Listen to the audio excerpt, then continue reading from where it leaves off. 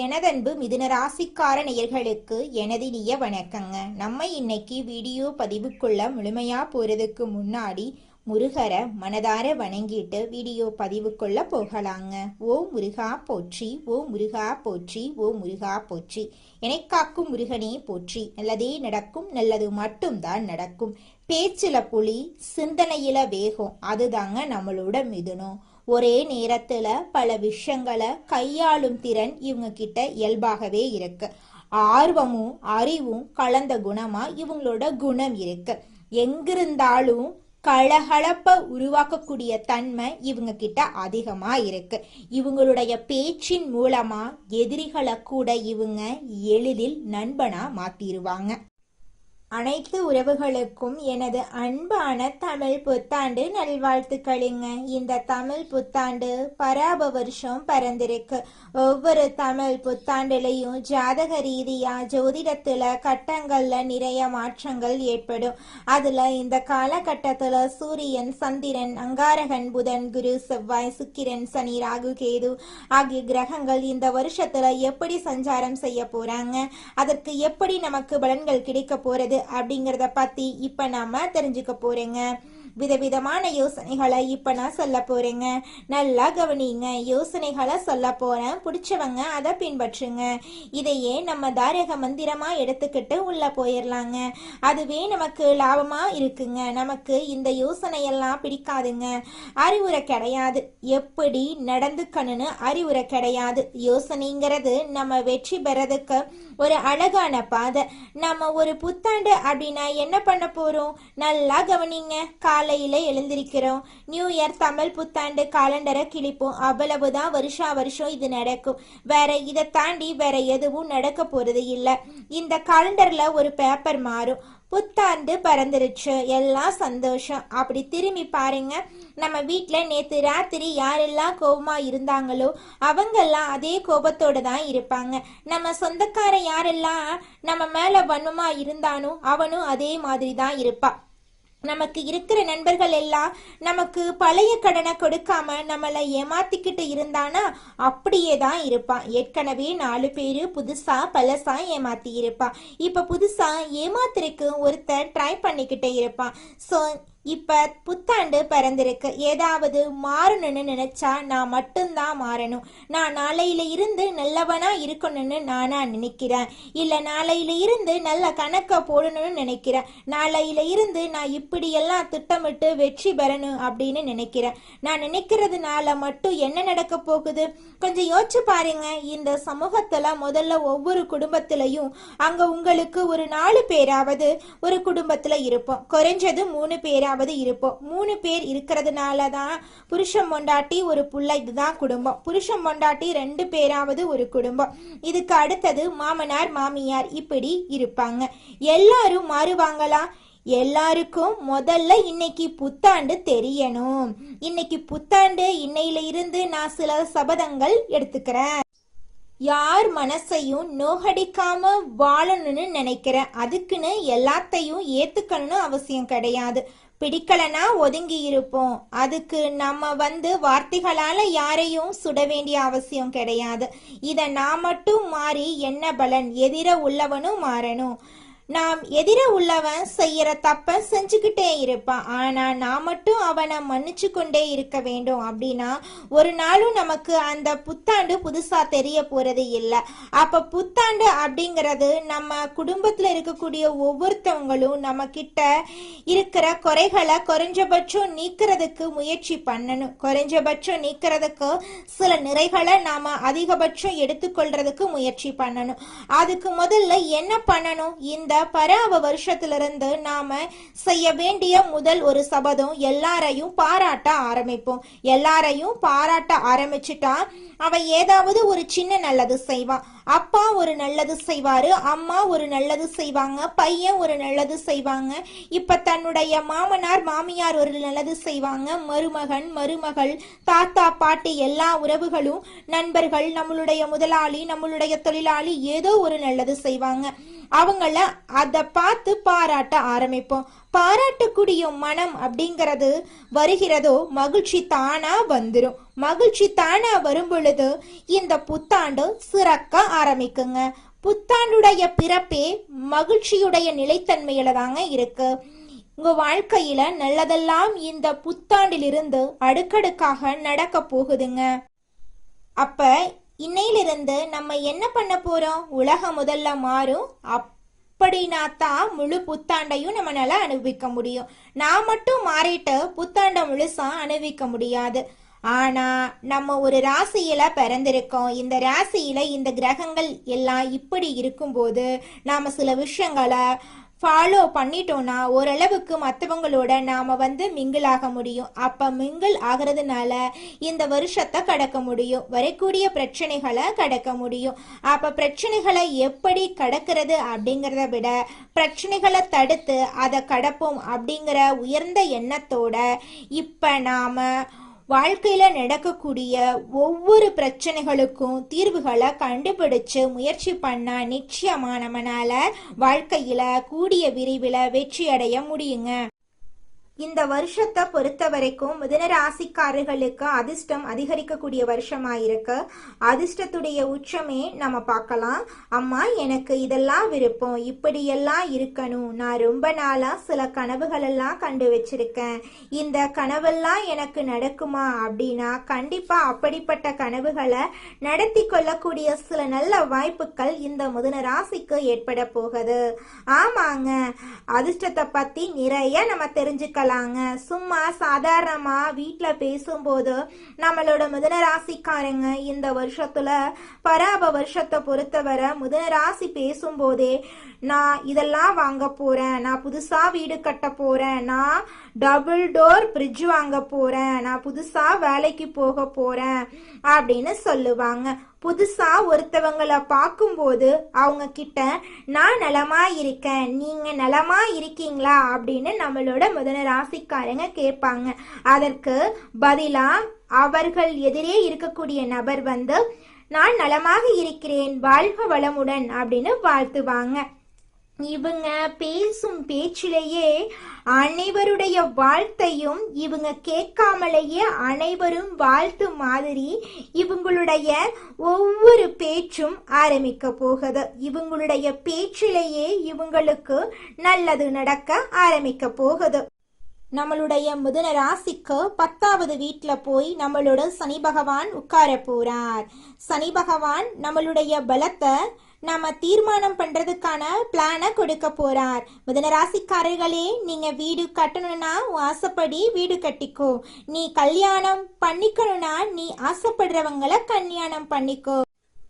மிதுன ராசிக்காரர்களே, இந்த காலகட்டத்தில் உங்களால் செய்ய முடியாது, பேச முடியாது அப்படிங்கிற திங்கிங்கெல்லாம் நீங்கள் போக வேண்டாங்க. இந்த வருஷத்தில் உங்கள் வாழ்க்கையில் தடைபட்ட அனைத்து காரியங்களுமே தங்கு தடையின்றி நடக்க போகுது. கல்வியில் முன்னேற்றம் ஏற்பட போகுது. திருமணம் ஆகாதவர்களுக்கு உங்களுக்கேற்ற சரியான வாழ்க்கை துணையோடு திருமணம் நடக்க போகுது. பயணங்கள் மூலம் உங்களுக்கு லாபம் கிடைக்க போகுது.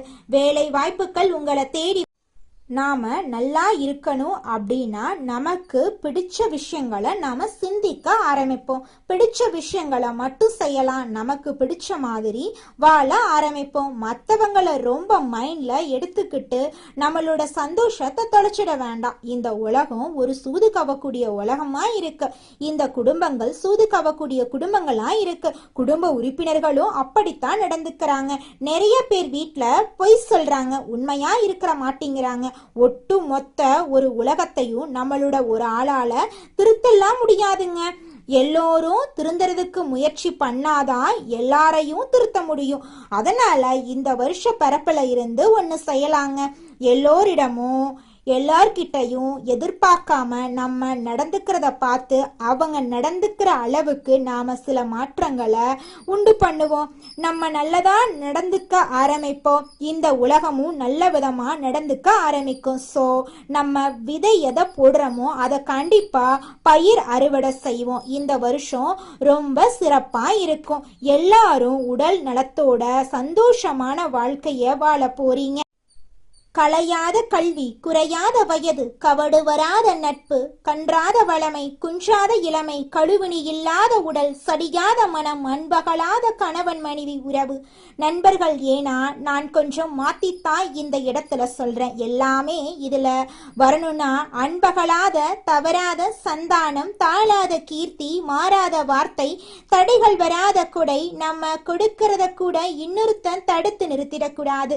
தடைகள் வராத கொடை தொலையாத நிதி இதயம் கோணாத கோள் ஒரு துன்பமில்லாத நல்வாழ்வு கிடைக்க பராசக்தி அபிராமி அன்னையை வணங்கி நம்மளுடைய புத்தாண்டை தொடங்கலாங்க.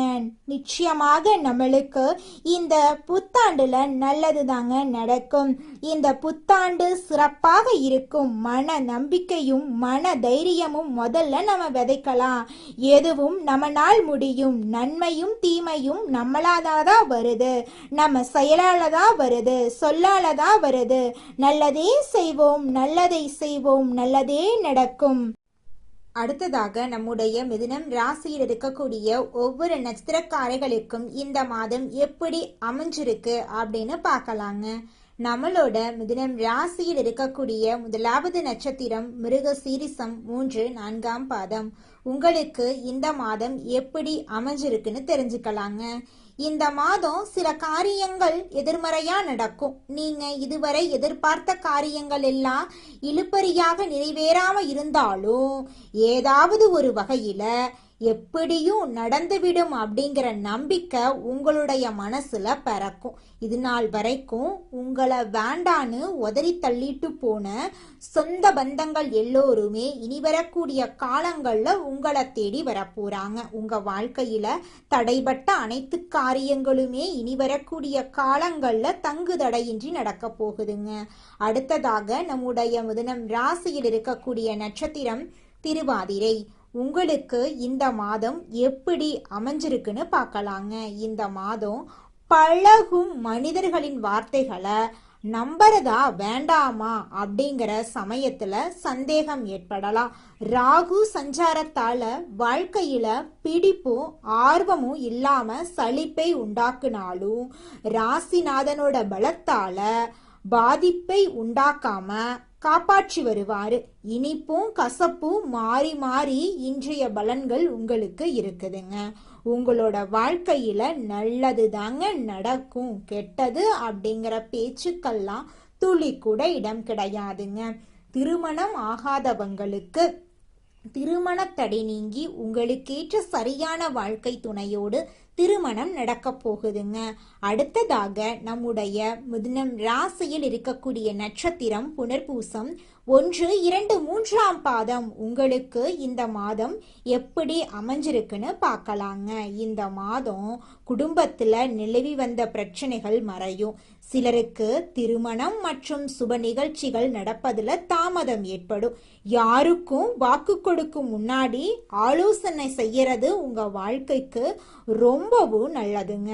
ஒருத்தங்கிட்ட பேசும் போதும் சரிங்க, ஒரு செயலை செய்யும் போதும் சரி, இவங்க கிட்ட போய் இந்த சொல்லலாமா, இந்த செயலை செய்யலாமா, இதனால நம்மளுக்கு ஏதாவது பிரச்சனை வருமா, நம்மளை சுத்தி இருக்கிறவங்களுக்கு ஏதாவது பிரச்சனை வருமானு 1க்கு 2 முறை ஆலோசனை பண்ணி செயல்படுறது உங்களுக்கும் நல்லதுங்க, உங்களை சுத்தி இருக்கிறவங்களுக்கும் நல்லதுங்க. புதன் கிழமைகள்ல நவ கிரகத்தில் புதனை நெய்தீபம் ஏத்தி வணங்குனீங்க, உங்க வாழ்க்கையில இருக்கக்கூடிய அனைத்து பிரச்சனைகளும் காணாம போயிரும். உங்க எண்ணம் போல உங்க வாழ்க்கையில நல்லது மட்டும்தாங்க நடக்கும். கெட்டதுங்கிற பேச்சுக்கெல்லாம் துளி கூட இடம் கிடையாதுங்க. ஜோதிட சாஸ்திரத்துல 3ஆவதா அமைந்துள்ள ராசி தாங்க நம்மளோட மிதுனம் ராசி. நம்மளோட மிதுனம் ராசிக்காரங்க தைரியசாலியா இருப்பாங்க. மிதுனம் ராசியனுடைய அதிபதியின் புதன் பகவானுங்க.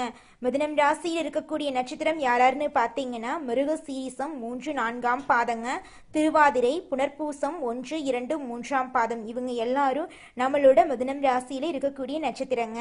புதன் பகவான் மிதுனம் ராசியை ஆட்சி செய்யறாருங்க. நம்மளோட மிதுனம் ராசிக்காரங்களுக்கு நட்பு ராசியா இருக்கக்கூடியவங்க யாராருன்னு பார்த்தீங்கன்னா ரிஷபம், கன்னி, துலாம். இவங்க எல்லாரும் நம்மளோட மிதுனம் ராசிக்காரங்களுக்கு நட்பு ராசியா இருக்காங்க. மிதுனம் ராசிக்காரங்க வாழ்க்கையில எவ்வளவு கஷ்டம் வந்தாலும் தைரியத்தை விட மாட்டாங்க. முயற்சி பண்ணிக்கிட்டே இருப்பாங்க. அடுத்தவங்க செய்ய முடியாதுன்னு ஒதுக்கி வச்ச காரியத்தை கூட அழகா திட்டம் தீட்டி அந்த காரியத்துல வெற்றி அடையக்கூடியவங்களா இருப்பாங்க. நம்மளோட மிதுனம் ராசிக்காரங்க எப்போதுமே சுறுசுறுப்பா இருப்பாங்க. மீன் போன்ற அழகிய கண்களை கொண்டவங்களா இவங்க இருப்பாங்க. இவங்களுக்கு சோம்பேறித்தனம் சுத்தமா கிடையாதுங்க. மிதுனம் ராசிக்காரர்களே, நீங்கள் உங்கள் வாழ்க்கையில் முக்கிய முடிவுகள் எடுக்கும்போது கவனமாக இருக்கணுங்க. ஒருத்தங்கிட்ட பேசும்போதும் சரிங்க, ஒரு செயலை செய்யும் போதும் சரிங்க, 1க்கு 2 முறை ஆலோசனை பண்ணிட்டு தான் நீங்கள் ஒருத்தங்கிட்ட ஒரு சொல்லணும். அவங்கக்கிட்ட அந்த சொன்னால் நம்மளுக்கு ஏதாவது பிரச்சனை வருமா, நம்மளை சுற்றி இருக்கிறவங்களுக்கு ஏதாவது பிரச்சனை வருமானு யோசிச்சு பார்த்துட்டு முடிவெடுக்கணுங்க. அதே நேரத்தில் நீங்கள் ஒரு செயலை செஞ்சாலும் இந்த செயலை செஞ்சால் நம்மளை சுற்றி இருக்கிறவங்களுக்கு இது ஏதாவது பிரச்சனை வந்துடுமோ, நம்மளுக்கே ஏதாவது பிரச்சனை வந்துருமோ அப்படின்னு 1க்கு 2-3 ஆலோசனை பண்ணிட்டு நீங்க முக்கிய முடிவுகள் எடுக்கிறது ரொம்பவும் நல்லதுங்க.